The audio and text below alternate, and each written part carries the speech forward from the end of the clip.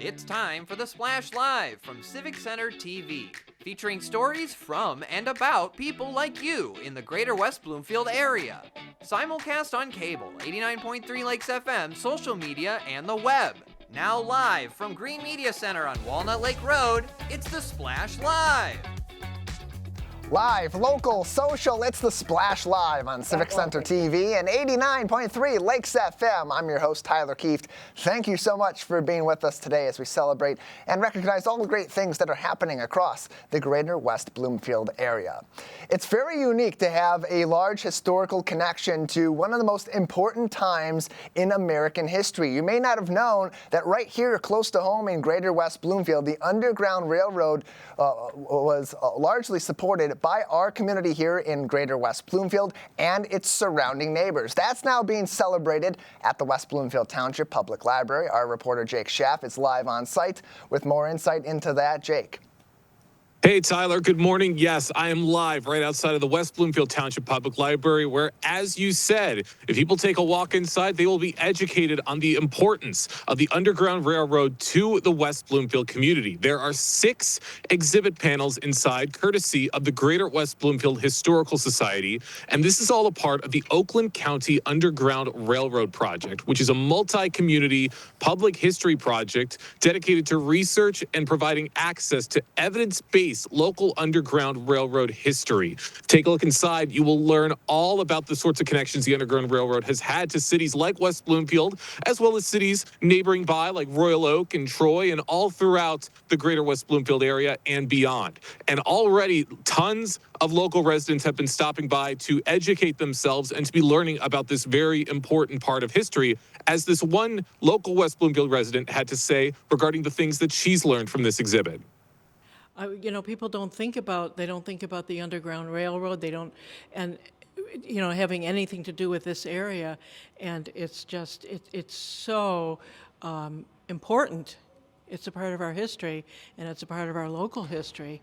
So I think it's great. I think it's really important. As human beings, we need to know about the world around us. We need to look at people and in a positive way, and know everybody's history. I think it makes us a more tolerant society when we know all about everybody else. Debbie is certainly right. It's always important to learn about this side of history, especially when you don't realize it's right here in our community. This has been a very insightful exhibit for the West Bloomfield residents, as well as for the library itself, as I also spoke with Victoria Edwards from the West Bloomfield Library to hear her thoughts of showcasing this side of history to the people of West Bloomfield. I think it's really exciting to have something about the Underground Railroad that's specific to Oakland County. We've had some patrons that are really interested in learning more about that side of things, and oftentimes we hear more about the Detroit side. So it's nice to get a little bit more north and learn a little bit more about a history of our community here. Our local history, I think, is really important for building that personal connection and the sense of our relationship with history on a more individual level, on a more community level. So I always appreciate the opportunities like that local history groups provide.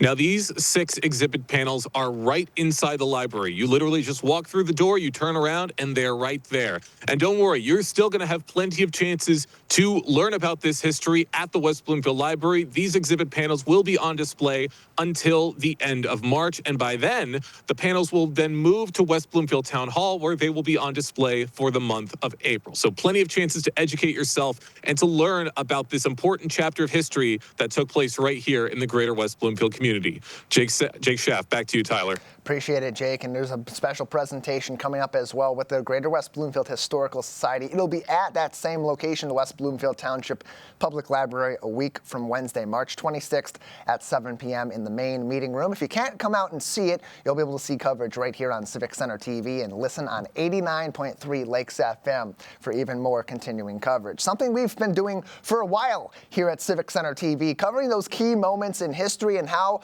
they've affected our neighborhoods here in greater West Bloomfield. Years ago, our team put together a mini documentary about the community's local historical connection to the Underground Railroad called Underground Railroad, the Michigan Connection. Not only making the connections to the historical Underground Railroad across the U.S. as enslaved people made their way to freedom, but how it impacted our community and nearby communities as well. Here's that video.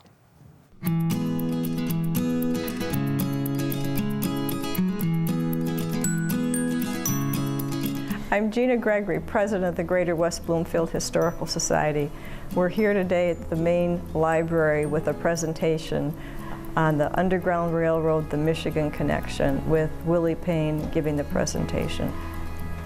The Underground Railroad Michigan Connection chronicles the life of the Southern slaves in their quest for freedom, and it talks about the people in Michigan, especially Wayne and Oakland counties, that were instrumental in harboring the slaves until they could make it to freedom via the Underground Railroad. Freedom, of course, was Canada. There were several houses in Bloomfield, Orchard Lake, and surrounding communities. Pontiac Trail was the main connector. This particular area, the West Bloomfield, Farmington area, played an intricate part. Farmington was the principal junction of the Underground Railroad movement in the 1830s. A lot of folk don't know that. They're surprised of that. So this lecture, this gives me the opportunity to share that information with the community, and they are excited and happy to know that members of their community played a vital role in helping slaves escape captivity. Oh, the Underground Railroad was so important for slaves trying to escape. To learn that Michigan was an integral part of that isn't surprising, since Detroit is next door to Canada. To know that the Farmington, West Bloomfield, Michigan area was involved is quite interesting. And anyone who lives in this area, or anyone can enjoy knowing that, to connect with it and knowing that it happened locally here helps found people and it gives them an understanding of their community that we all live in.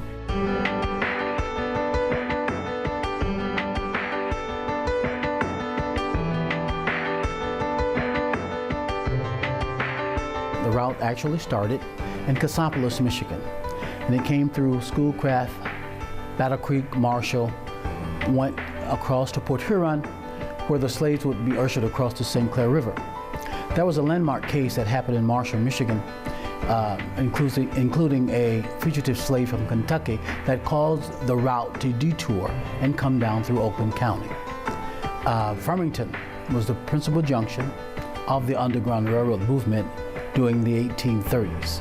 Farmington had at least 6 stations. The leaders of the movement, like Sojourner Truth and others, spoke at various times in Farmington. So Farmington played a very important role in helping the fugitive slaves escape to Canada, where they got their citizenship. Many of those who used the Underground Railroad came through Farmington. After the emancipation, eventually returned to Farmington and made Farmington their home because of the kind treatment they got from the abolitionists here in this area that assisted them.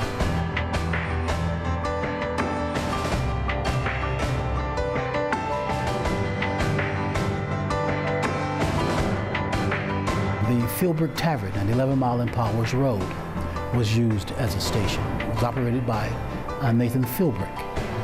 That was, at that time, a hotel, one of the finer hotels in Oakland County, and was also used as a meeting spot for politicians and would-be politicians.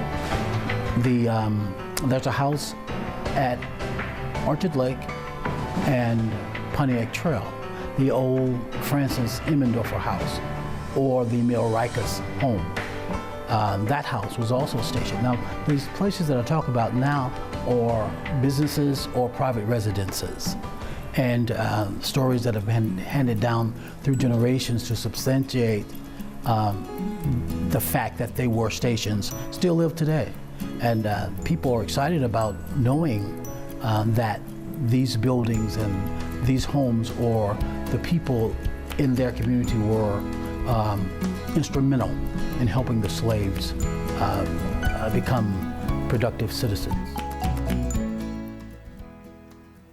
Civic Center TV production. So much great work went into that from members of our team years ago, telling the stories of the Underground Railroad and their connections directly to West Bloomfield and our nearby communities like Pontiac and, of course, Farmington, as was said by Mr. Payne in that video, playing such a key role. You can see that in its entirety if you're just tuning in or listening on 89.3 Lakes FM on our website on civiccentertv.com, and plenty more information coming very soon about the Underground Railroad's connections right here in Greater West Bloomfield.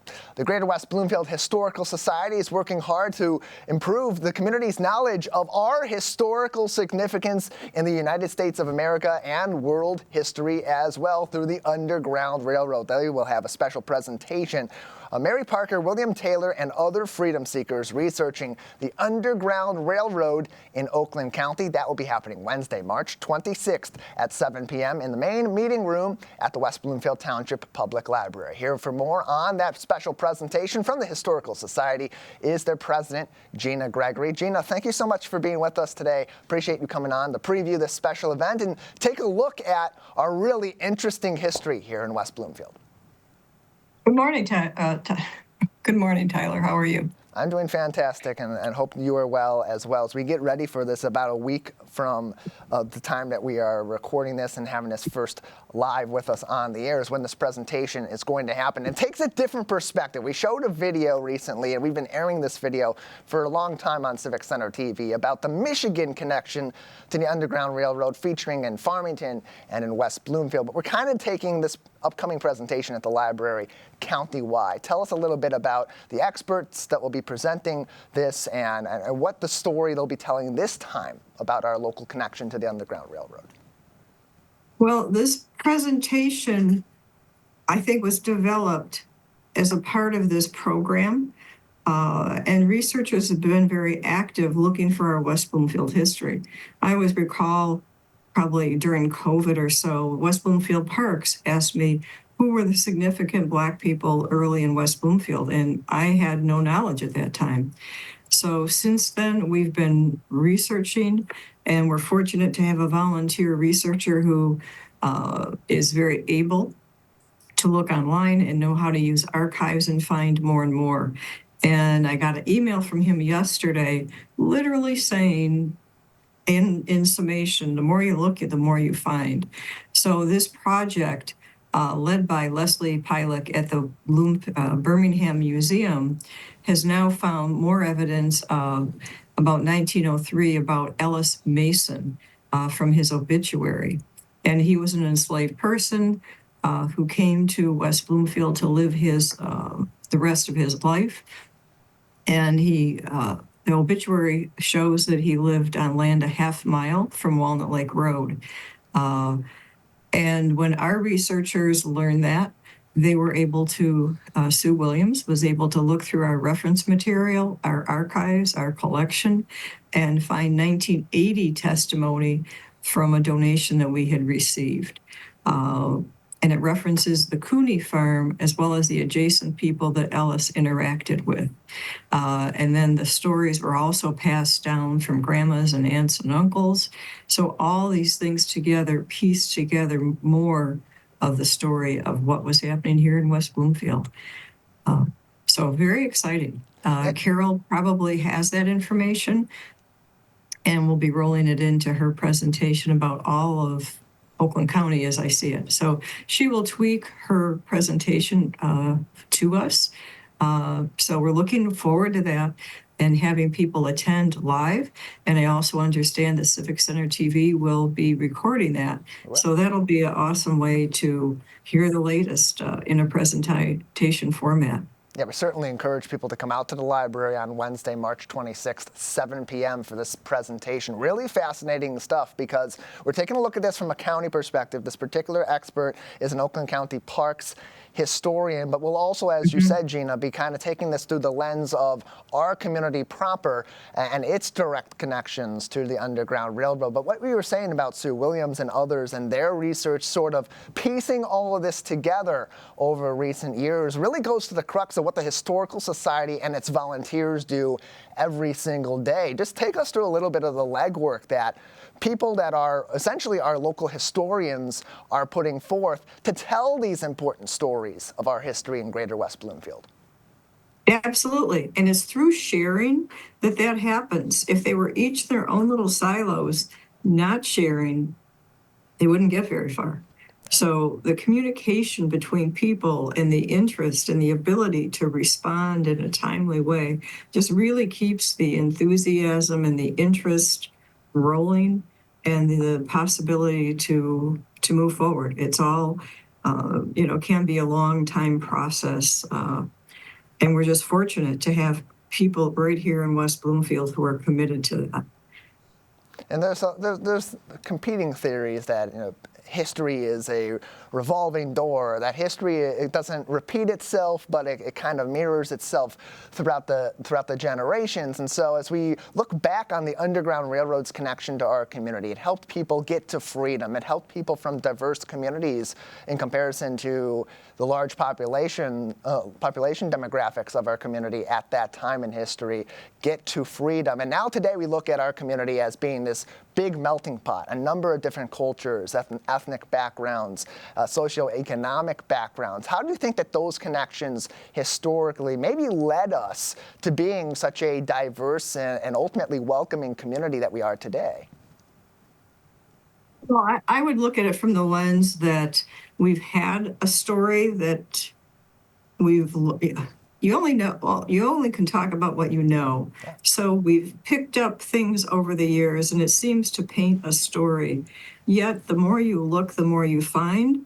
And then you have to take that and incorporate it into your story and you get a fuller story.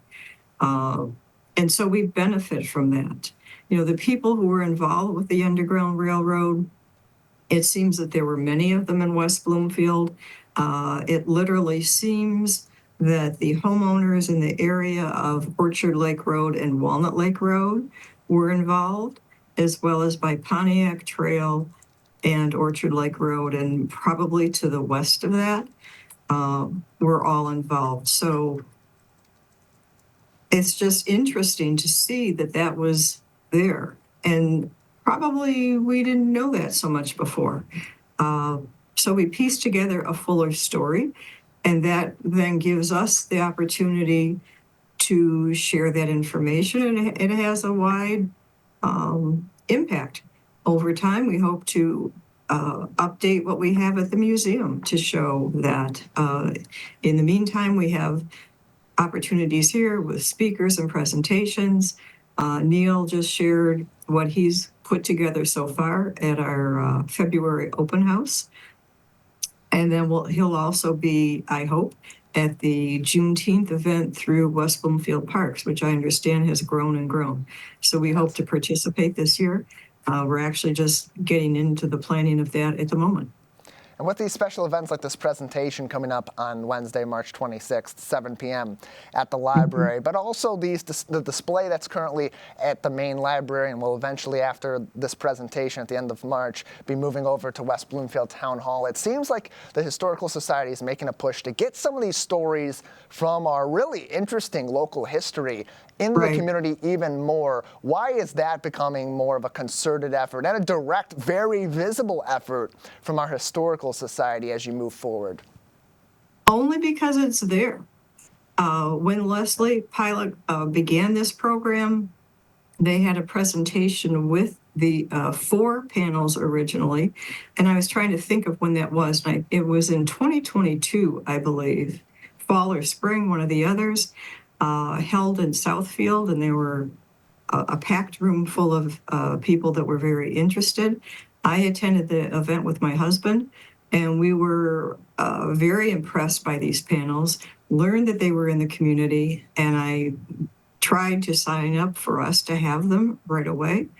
That wasn't possible in that year, which I think was 2023. They were in other places in the community in 2024.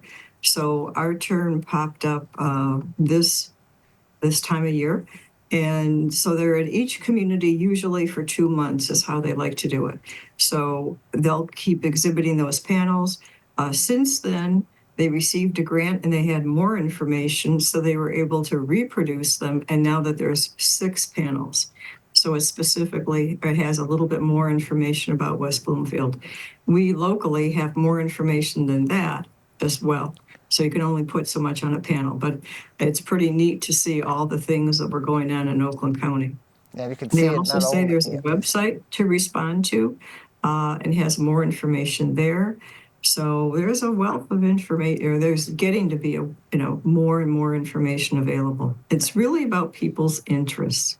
It is, and you're seeing on your screen on civiccentertv.com if you're watching this, or if you go back and see it on demand. A look at some of those 6 panels. They're at the main library as we speak. They'll be there through the end of the month of March, and then they'll move over briefly to West Bloomfield Town Hall. So really a great opportunity to learn about our direct connection to the historical Underground Railroad that helped enslaved people go north from the enslaved South and into freedom, both here in the U.S. and especially through our local community, eventually making their way into Canada. Gina Gregory is with us on the Splash Live. She's the president of the Greater West Bloomfield Historical Society, who is putting on a special presentation themselves at the West Bloomfield Library Wednesday, March 26th at 7 p.m. And Gina, this kind of goes back to the overall story of the Historical Society, which is volunteers in our community, our neighbors, our friends, our colleagues, collecting our history and telling our story over the course of years. And when we learn about history in class, we learn about those broad subjects, the Underground Railroad at the historical level for the entire U.S. and world history. But why does learning about your local history matter? I think it connects you directly to where you are. And I just want to include that these panels will be at West Bloomfield Town Hall all of April, so the whole month that they'll be there during their regular business hours. So anybody, there's a public space, anybody can come in and look at them. I encourage folks to do that. The question was, why does local history matter? I mean, you're almost literally talking about the ground that you live on, or very close to. It's all so close. And I think that's just such a personal way to reflect and incorporate that history into your own life, to give you a sense of space and place and connection to your community. It's also something neighbors can share together.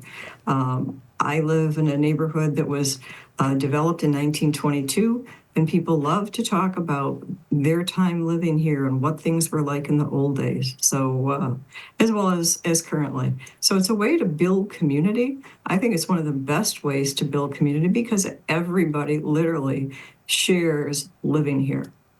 So to me, that's the best thing, the best value that local history gives everybody. And what's even better is that with the modern technology that we have, how interwoven all of our lives are day to day in Greater West Bloomfield and our neighboring communities, we're able to collect that history in a much more efficient way and tell those stories through the years. That's part of what the Historical Society is doing right now through its ongoing Collecting Memories effort. Give us a little insight on that and how people can participate in the collection of our local history. Sure. So it really boils down to, it adds to the value of life of living here. You can learn so much about where you are, and I think that makes for a fuller experience. So we're very fortunate that the city of Orchard Lake Village, when they built their new building in 1987, they had the foresight to keep the building. At that time, the Historical Society had no permanent home, and they offered it to us to use as a space. And we've been so blessed to have that space, and we've used it well over the years. Our whole first floor is involved with, there's one small office space and the rest is all exhibit space, and then our collection is in the basement. So we're so appreciative of that. And to support our efforts, I hope that people come in and take a look. We're always have an open house the second Sunday of every month from 1 to 4, as well as one other time. So they can check at our website, gwbhs.org, to see what our current schedule is, they can become a member. You can do that very inexpensively. You can receive our newsletter as well as our awesome social media that shares our local history right there close to home on your social media outlets. You can also become a sponsor of Apple Island Tours coming up. You can be a sponsor of an exhibit. You can be a sponsor of our website, and you can also give a planned giving donation. We would love to have more of those. There's many opportunities to connect with our community and show your appreciation, because none of this is free. Volunteers are having more going on in their lives and less time to devote to history. So how do we keep that alive? And I always say, who's going to be the next president after myself? What's going to happen? What do we want as a community, and who can support us? We're very special because we're a 501c3 nonprofit organization, and we do not fall under the purview of anybody to support us. So it's an interesting place to be. How can we keep history alive? Where can we store our collection? How can we share it? What works for this community? And I would hope that somebody takes up the task of planning that well to the future. Our board struggles with that all the time. How do we keep moving forward? And our answer is we just keep moving forward in the present.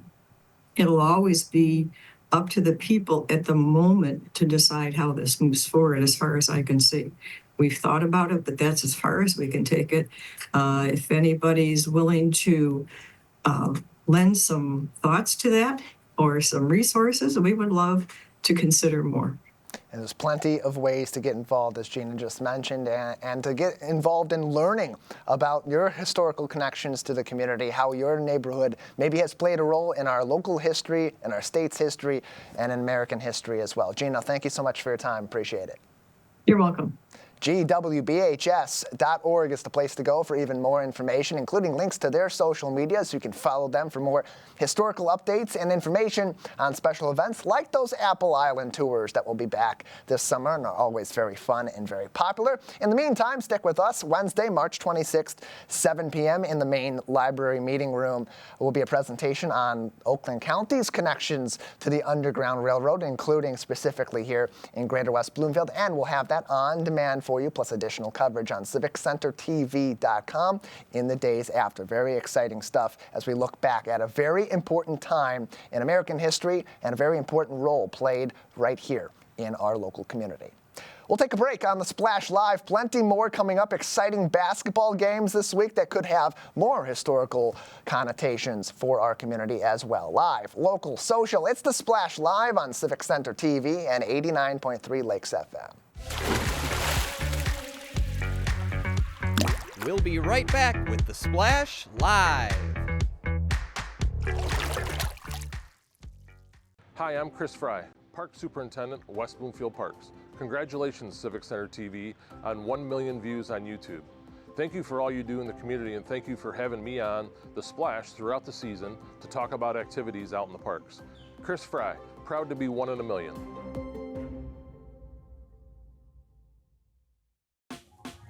Last week, Brandon met a girl on a dating app. One day after work, he finally found the courage to ask her out. No answer. He started to panic.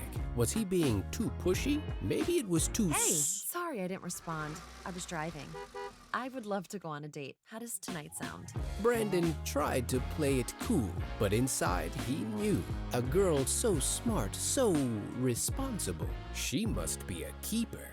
Want to enjoy Civic Center TV on your social media? Find us on Instagram at Civic Center TV. Get notified when we upload one of our interviews, full episodes, and more. Thank you for watching and listening to Civic Center TV and 89.3 Lakes FM. Good nutrition can help make sure you have enough iron, calcium, and vitamin C in your body, which can make it harder for lead to enter your bloodstream. Help protect your family from the harmful effects of lead.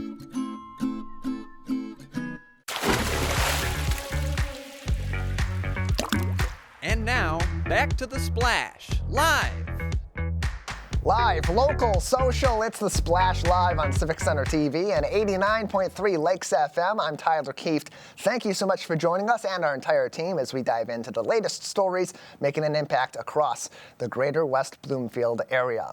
Well, it is March. It is bracket season. It is basketball tournament season. And man, are we feeling that right here close to home in our community with the fantastic run of Orchard Lake St. Mary's boys basketball, making it all the way back to the Breslin in defense of their 2024 championship, unfortunately ending with a loss to the eventual Division I champions in East Lansing High School in the semifinal. All that coverage is on our website, but we still have plenty more to root for. In girls basketball, the defending champion West Bloomfield Lakers continue their historic run, looking to go back-to-back as Division I champions tonight at the University of Detroit Mercy. They'll be playing a 7:30 p.m. tip-off at Callahan Hall against the number 12 ranked 24-2 overall Utica Ford Falcons. This is following their 47-42 victory in the regional final last week against the Clarkston Wolves, and could set off an historic moment in basketball in Greater West Bloomfield. A win tonight in the quarterfinals would mean West Bloomfield would have their fourth consecutive appearance at state finals weekend at Michigan State, which they've gone to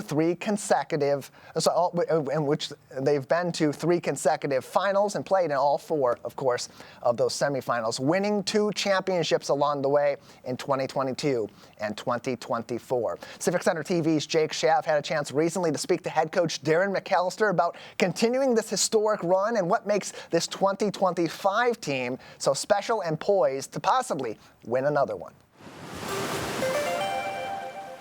And here to tell us more and to share his thoughts on this season so far, we have the coach of the West Bloomfield Girls Lakers basketball team, Darren McAllister, joining us right now on The Splash. Darren, good morning. Good morning, Jake. How are you?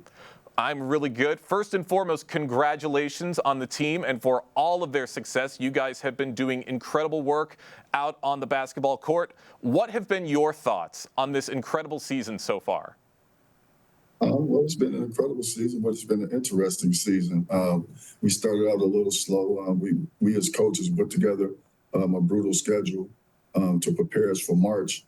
And, we at one point we were 1-4, and I think a lot of critics and a lot of spectators wrote us off. But, we're still here. That's absolutely right. You came back stronger than ever. And you're certainly right. This was a much tougher schedule that you've experienced this year as opposed to the years past. And how do you think that has helped the team's rising stars to come into form as new stars? It certainly has helped us in terms of playing against the best. If you look at it, we had 8 losses, and 6 of those teams were playing in regionals. And 4 of those teams are playing in the quarterfinals. So we weren't playing cupcakes. We were playing the best of the best early on when we wasn't necessarily prepared. And now we understand that we won't see anything like we saw in December and in terms of being prepared. So we're prepared for it now. Our players are grown up, and it's at the right time. We play for March at this program. We don't necessarily play for the season.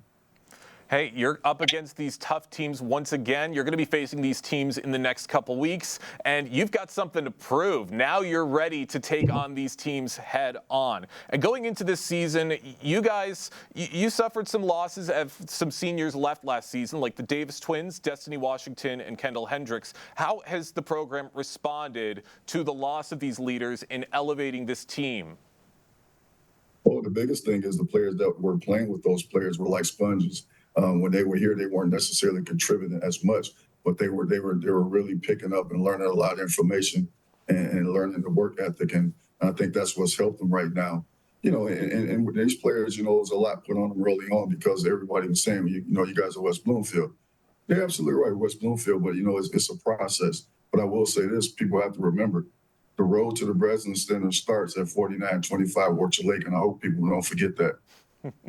They certainly will not forget that. For those just joining us right now on The Splash, we have the head coach of the West Bloomfield girls basketball team, the Lakers, Darren McAllister, joining us right now to share his thoughts on the incredible season that the Lakers have been having so far. And Darren, I want to get into this game that just happened yesterday in Clarkston. Very tough opponent, very close game, almost went into overtime, but you guys ultimately prevailed. Did that familiarity with an opponent like Clarkson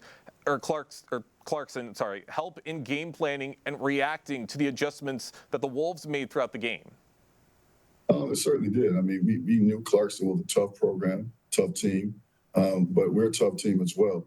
We split during the regular season, and for us, a little fuel to the fire was Twitter can help you or hurt you, and sometimes it can give you that bulletin board material. But from players and some coaches we're putting out there, hey, we just lost to West Bloomfield, but we're the conference champs. So we just put in our heads, okay, you're the conference champs, but we're seeking that regional championship, and that's a bigger trophy and have a bigger meaning. So we had that bulletin board material, and we did what we were supposed to do last night. You certainly did, and now you guys are moving on to the quarterfinals, a very, very big game coming up. What are you going to be working on with the team before this upcoming quarterfinal match? Well, the reality is we've identified our opponents, so now it's up to the coaching staff to go ahead and scout. So we're all scouting right now. We don't know a lot about Utica Ford, but the reality is we know a lot about us. So we're just going to make sure that we do what we're supposed to do when we're supposed to do it. And if we do that, I think we'll be okay. That's all you can do, and you guys are accomplishing this job extremely well. And the playoffs so far, it's been a mixture of some very close games and some big wins and plenty of close calls throughout, as we mentioned earlier with Clarkston. What have you been the most proud of this team as they've found a way to win throughout this month of March? Well, I think the biggest thing to start off with, I'm most proud that they've identified who they are. The last year's team, we had some players that could really play some ball. And the reality is our goal last year was not to just win the state championship, but to dominate. We wanted to dominate every game, which we did. We wanted to dominate the championship game, which we did. This team right here is not last year's team, but they found their identity, understood their role. And a big thing for us is being resilient. This team has been resilient. This team has taken the biggest punches from everybody. But moreover, what people don't understand too, we get everybody's best game just by the fact that we're West Bloomfield. So every game for us is the other team's Super Bowl, and we have to respond, and we have. And right now, we're one of the top 8 teams in the state. Absolutely, and that resilience is such an important part of what makes a good basketball team great. And the road to Breslin is always very difficult, especially when you expect to win titles here in West Bloomfield. How does the team keep the game of basketball fun? Well, winning is fun. That's the biggest thing. So if you go out there, I mean, the thing about us is we understand, a lot of people say, you guys don't smile, you don't laugh, you don't do this. Well, once we hold up that trophy, that's when we're smiling, that's when we laugh. When it's over, we're smiling, we laugh. But, when we're playing, we're in business mode. We're hunting. We're out there. We're trying to get wins. So we're just going out there and winning and giving our best effort. That's the fun part. So right now we're enjoying this ride. We hope we can ride it out to hold up another trophy. But right now, we've far exceeded any and everybody's expectations except ours. Certainly can't argue with an answer like that. Everybody loves to win. Darren, I'd love hearing your thoughts on this season. One more quick question before we let you go. What are the next steps that you guys can take to go from contenders to a title to destined to repeat as champs this year? Well, Jake, it's just one thing. Just go out there and be who we're supposed to be. I tell our players all the time, if you do what you're supposed to do, you'll be who you're supposed to be. And for the last 3 years, it's been just that way. And I don't see it being any different this year. I love it. That's exactly the kind of answer a coach should give. Coach, thank you so much for joining us today and for sharing your thoughts on this basketball season here on The Splash. Thank you so much. Go Lakers. The community will be rooting for the Lakers Tuesday tonight, 7:30 p.m. against Utica Ford at Detroit Mercy Callahan Hall. 7:30 p.m. tip-off. We'll have our coverage on Wednesday's edition of the Splash Live. If the Lakers are to win at Callahan Hall this evening, they will then move on to the state semifinals and finals weekend. Friday and Saturday will be those games. Semifinals Friday to be determined what time that would be, and then Saturday would be the finals, also to be determined if they win on Friday. Again, if they are to pick up that W against Utica Ford in the quarterfinals and move on to the semifinals and finals weekend, it would be the fourth consecutive year that the Lakers have done that. They've won 2 championships in their last 3 appearances, with just a close game, unfortunately, going the way of Rockford a couple of years ago, being their lone lost along the way. So they're going to be doing that tonight and possibly making another trip back to East Lansing. We'll take a break on the Splash Live. Plenty more coming up on the show very soon. Beyond basketball, into Reading Month and into Women's Appreciation Month. So much going on in our community. We'll have a lot more coverage of that and more coming up live, local, social. It's the Splash Live on Civic Center TV and 89.3 Lakes FM. We'll be right back with the Splash Live.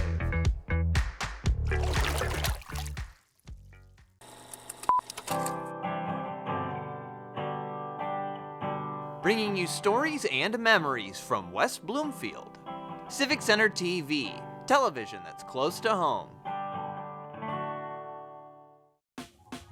Last week, Brandon met a girl on a dating app. One day after work, he finally found the courage to ask her out. No answer. He started to panic. Was he being too pushy? Maybe it was too... Hey, sorry I didn't respond. I was driving. I would love to go on a date. How does tonight sound? Brandon tried to play it cool, but inside he knew. A girl so smart, so responsible. She must be a keeper. And now, back to the Splash Live.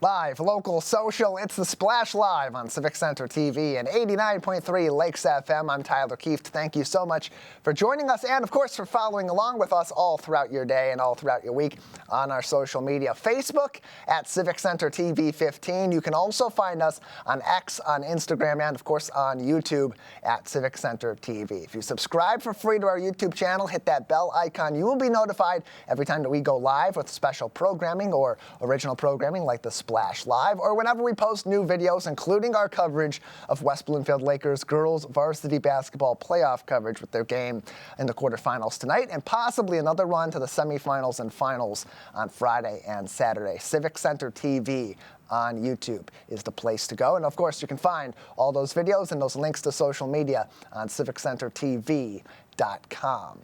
March is Reading Month, and one of our most beloved local TV stars from here in West Bloomfield is also a beloved children's author. He is the author of The Adventures of Seth Squatch, while he also hosts the Basquatch Hunter Fish Out of Water, a program you see very often right here on Civic Center TV and listen on 89.3 Lakes FM. I had a chance to talk recently with Mike McKinstry, the host of that show and the author of The Adventures of Seth Squatch, about making that transition from being a TV host and an adventurer out on our local waterways to writing a book aimed at getting children engaged in outdoor activity and exploring adventure themselves. Here's our conversation. Hey, thank you for having me again. I love coming on here. Yeah, happy to have you on to talk about this. We're in the month of March. March is Reading Month. We're hoping to get more kids to build a love of reading, something we know is really critical to them building their education and becoming well-rounded young adults later on as they go through their childhood. But from your point of view, you're a fisherman, you're a TV host and producer. You started a TV show to go through other people's professional lives and bring them into your love of fishing. But when did that transition to, I want to help the kids learn to love fishing and the outdoors, and turn that into a book? Yeah, so and this is probably my favorite question about my career, to be honest with you. It's my favorite part of my career is working with the kids and spreading the message. And what started happening was our episodes are so unique and so different. And, we were featuring WWE wrestlers and monster truck drivers and figure skaters and some amazing just people with incredible backgrounds. And it was reaching out to a lot of families. And I started noticing through all the kids camps that I do and all the stuff through West Bloomfield kids camps and stuff, I was noticing a lot of my audience was kids. I had a lot of young kids that would be like, oh my gosh, I watch your YouTube channel. I love your show. We watch it as a family. And they started recognizing like a lot of the parts of my show. And I had this, light bulb moment where I was like, well, how can I do something that's specifically for the kids? I want them to get the messages of the show, even if they're not watching the show, or a secondary, message from the show. And that's where the book came from, is the books are all based off individual episodes of the show. So each book follows along our character, Seth Squatch, and he meets new people and tries new things. And they're all based off real characters of the real episodes of the show. And so how do you tailor that to kids in this sense? Because you got to keep their attention, you want to build their interest, and it's a lot different to tell those stories than adults who see these things that you do on your TV show and think, this is cool because I've never explored that sort of career path. How do you tailor it to children? So the biggest way that I adjusted for the children's books was, so the TV show is visual, you can see it. So the children's books not being visual, it's a story, I wanted to make sure I did the best I could with the illustrations. And one of my really good friends and, former resident of the area here too, he's an incredible artist, Mr. Josh Ball. And when we first started talking about the books, I told him, I was like, these illustrations are so important because even if you can't read, I want you to see the story. You know what I mean? Like, this is a visual representation of the story. So part of it was the illustrations. It's a huge part of it. So, I have our first book right here, too. So as you can see, the illustrations, let's turn to a random page here. The illustrations are incredible. Whoops, let's get this open here, sorry. So the illustrations are incredible, and it really brings the kids like firsthand into the experience. The other part was the storytelling. I wanted to make sure that the book is interactive. So when I'm doing these book readings in public, it's always fun for me to see where the kids interact differently to different pages. But there's always interaction. There's always energy. They're always feeding off of the story. They're getting excited. They're laughing. They're, like you hear them gasp when something big happens. And that's what the story's all about, is just getting them engaged and having fun. And, the whole story, just like our show, is based off meeting new people that are different than you, trying new things, looking for adventure, and, of course, chasing your dreams to do whatever makes you happy in life. And every book has that. One special thing, too, I will say that really brings the kids in, and the very last page of every single book we have, there is a journal entry from our character, from Seth Squatch, that tells you how he felt that day, which is right there, the Seth's journal. It tells you all about what he felt that day, but then the next page gives the kids an opportunity to fill in their own journal entry and answer some questions based on their favorite adventures and who they like to hang out with the most, and what they want to do one day. So getting the kids involved into the story and placing themselves in that position really empowers them to go out and try something different and try something new, and meet new people. And it gets them out in the adventure, it gets them reading, it has them off of their devices and thinking about a life with a little bit more adventure, which is something that seems to be a bit of a lost art in childhood in modern days. Mike McKinstry is with us. He's a children's book author of The Adventures of Seth Squatch series. He's also the host of the Bass Squatch Hunter Fish Out of Water, which you can see on the Discovery Channel, and you've even seen right here on Civic Center TV and listened on 89.3 Lakes FM. Not only, Mike, are you building a love of reading for these kids through these fun stories that take them through different walks of life and some interesting topics, but you're also inspiring with them a love of nature. Why is that important to you also, to not only bring them into the books, but bring them into the great outdoors? It's extremely important to me. So I wouldn't be in this career if it wasn't for my parents always inspiring me to get outside. I remember when I was a kid, this is a different time. This was, early 90s. But my parents would say, do you have homework? And I'd be like, no. They're like, get out of the house, go outside. We didn't have social media or internet, or, we didn't have cell phones. There wasn't a culture of electronics back then. It was adventure. It was get outside and build a fort and go ride a bike. And, and that's what got me into this career in the first place, is fishing was always my escape when I was a kid. It was something I could do by myself or with friends, and it really didn't matter. It was just always a different experience. There's a really a really cool thing I say a lot in my speeches where you could go to the same lake 10 days in a row and have 10 different experiences. And I feel the same way about the outdoors in general. You could go on a walking path or go, on an adventure for the same place 10 days in a row and have 10 completely unique experiences. And you never know what could happen out of them. So getting kids outside is extremely important because outside is the wondrous unknown. You never know what you're going to find or what you're going to get inspired to do. And, it gives you time to think, gives you time to, process things that you might be going through, but also gives you time to experience the beauty we have all around us. And it's so important to me. Conservation is a big part of what I do as well. And making sure our parks, live on and making sure our waterways stay clean and live on. And if we don't teach our kids to do that from the start, then we won't have that in the future. So it's extremely important. On that note, too, I also have our new coloring book that just came out. The last page of our coloring book is actually a scavenger hunt right here. I know it's a little blurry on the camera, but it's a scavenger hunt where it gets kids to go outside and try to find items in the outdoors to check off the list. So when you're done doing the adventure coloring book, then you can get out and go find your own adventure while you're looking for stuff in the book too. So that it is a huge mission of ours to, not just entertain people with our show or inspire them to go do new things, but also get outside and make your own adventures too. And, hang out with your best friend or your family member or your dog or whatever you want and just get outdoors. He is the host and the producer of the Basquatch Hunter Fish Out of Water on Discovery Channel and YouTube and the Pursuit Channel, as well as here on Civic Center TV and 89.3 Lakes FM. He's also the author of the series, The Adventures of Seth Squatch. Mike McKinstry is with us on the Splash Live. And as you're writing this children's book, it's I'd imagine difficult as an adult to imagine your childhood, try to filter these stories into the gaze of a child to get them interested in the stories you're telling. But you have the benefit of doing a lot of work out in the community, especially over the summers with West Bloomfield Parks and other organizations where you are interfacing with hundreds of kids. So how did those experiences help you mold these stories to be even more of something that captures the attention and ultimately brings those lessons close to home to these children? Yeah, it's actually a huge part of it. So working at the kids' camps, this is my 7th year, I believe, helping out with all the fishing camps at West Bloomfield. And, we get to work with thousands of kids and talking to them about fishing and seeing them light up with their first fish. A lot of these elements are in our stories. They're actually in the episodes too. And some of them are natural because they just happen. And some are, I collect from stories that I hear and see how kids react to stories. And, watching a kid catch their first fish and how exciting it is, we definitely, translated that in the book where our character Seth Squatch teaches new people how to catch fish and their excitement, the way they light up, and their reactions are very similar to a lot of the reactions of the kids that I see catch a first fish. It's also important because I read these books at those events too. So when I hear feedback and what people liked about the books, and I always do like a fun Q&A at the end and ask people what they learned and what they took away from the books.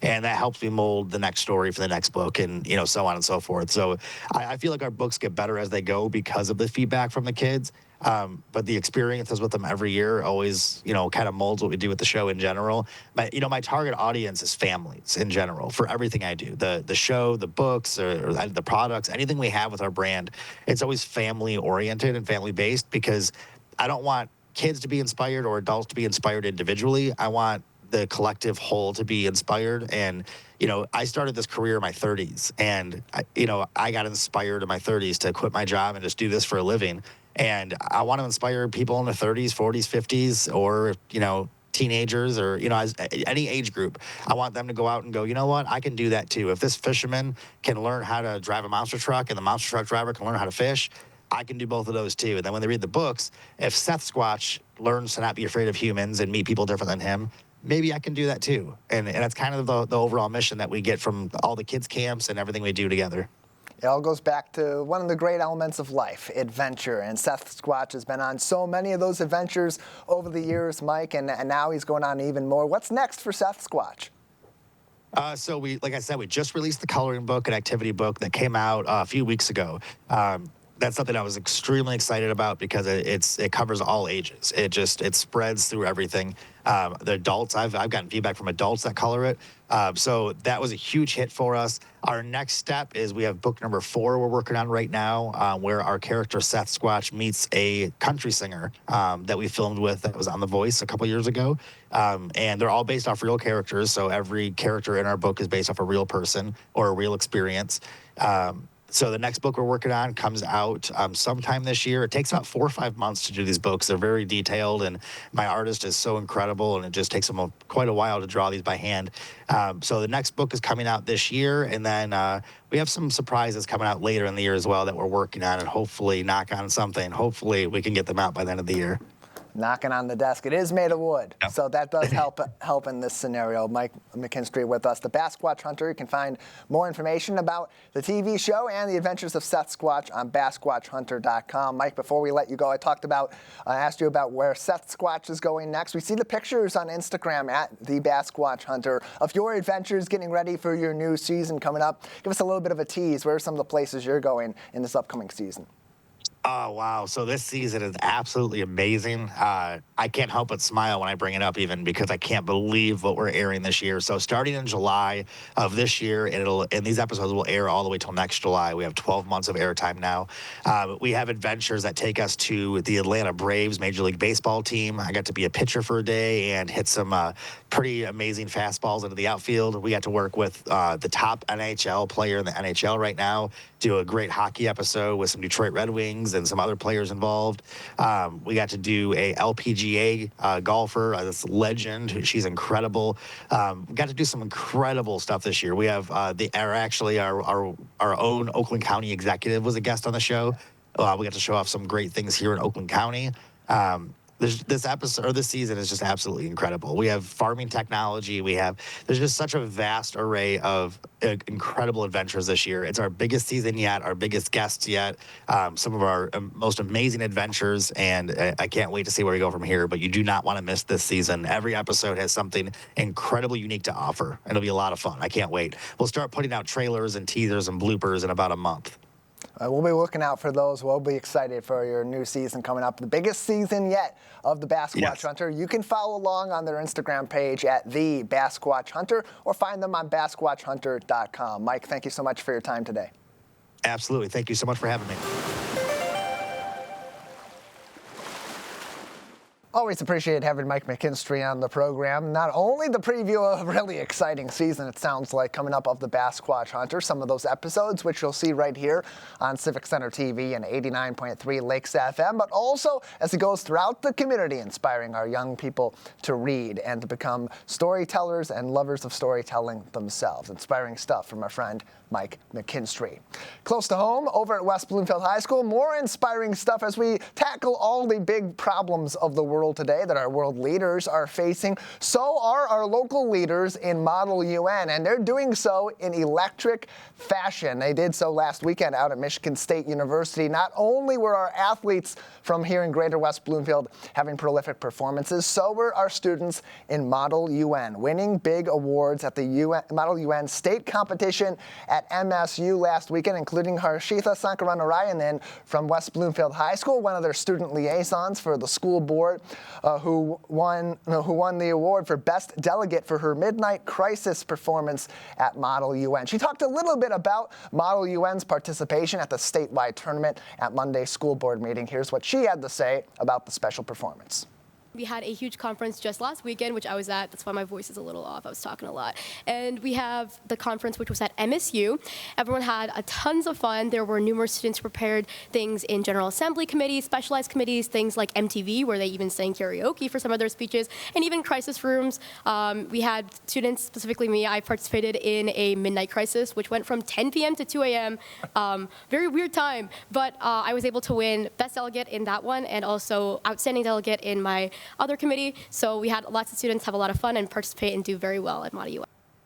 Harshitha and other students, her classmates at West Bloomfield High School, tackling some really complicated issues and simulating how different leaders and different countries across the world would maybe approach those issues if they came to bat in our modern times. And so it's cool to see our students not only getting to understand these very complicated issues, but finding solutions that maybe our leaders, both locally, nationally, and around the world, can learn a little bit from as well. Congratulations to them. You can check out more highlights from that weekend, including pictures from the West Bloomfield School District on their Facebook page at West Bloomfield Schools.